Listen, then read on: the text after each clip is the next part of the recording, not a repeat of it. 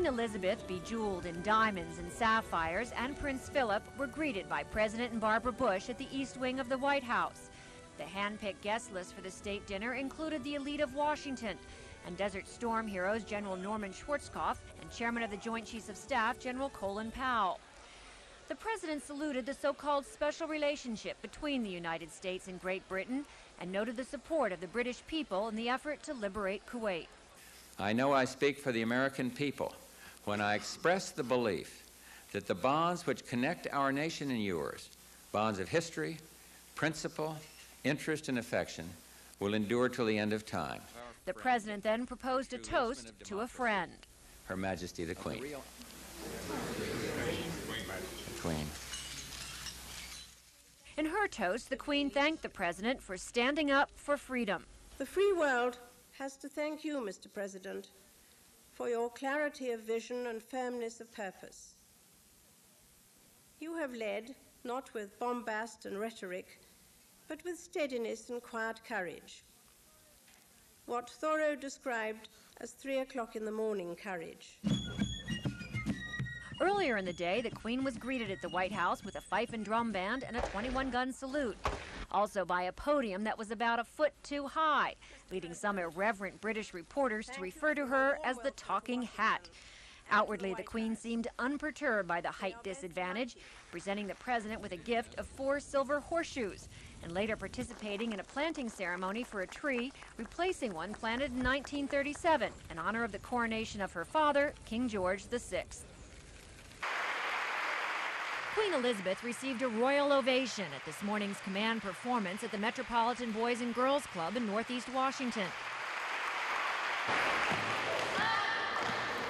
The Queen, accompanied by First Lady Barbara Bush and Mayor Dixon, seemed delighted with the double Dutch demonstration.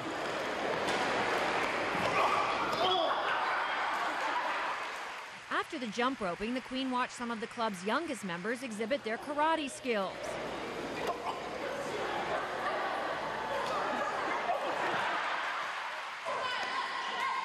And some of the older basketball players practiced layups and double eights. When it was over, the youngsters had an opportunity to meet and greet the Queen, who some admitted had made them pretty nervous. She just said, "I don't know how you all do that," and she congratulated us a lot. She's a nice lady. Yes, they have a class here. What did she tell you? She said thank you. It was just too fast for me. I just couldn't believe it. It was real pleasure for her to come see us. Was she different than you thought she'd be? No, I thought she was going to be like that. I thought she might have had a crown on or something. Those were about the only sour notes the Queen heard all day. After a reception with journalists this afternoon, she and Prince Philip attended a luncheon at the Library of Congress sponsored by the British Academy of Film and Television Arts. One of the guests was actress Angela Lansbury, star of one of the Queen's favorite television shows, Murder, She Wrote. Oh, I think it's all the pomp and circumstance and the very sort of special qualities about royalty that it's just, they have their own sort of modus operandi and they're kind of fascinating. And I, along with the rest of America, are very interested. Everywhere the Queen went today, crowds of royal watchers and tourists gathered to catch a glimpse. Even if most of them were kept so far away, they saw no more than a hat or a glove. We've never seen any kind of dignitaries like that. Not too many come through Macon, Georgia. And so it was really exciting for us. It just really was. It's very exciting. Even at 500 yards, it's still very exciting because for most of us, unfortunately, that's about as close as we're ever going to get to someone of that stature. She's wearing those hats.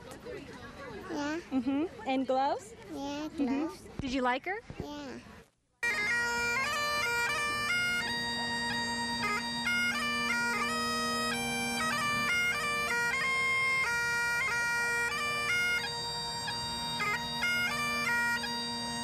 I didn't imagine too much. I wanted to come. My wife was probably a little bit, knows a little bit more about things like that than I do, but it was nice. It was a lot of people there to see. It was very nice. Her Majesty toured the garden and spoke with most of the guests, and His Royal Highness did the same thing in a different direction. I think everybody enjoyed themselves. She was very gracious, and I must say, she must win all of her endurance contests because she has a lot of stamina, hot and sweaty, and she looked as cool as a cucumber.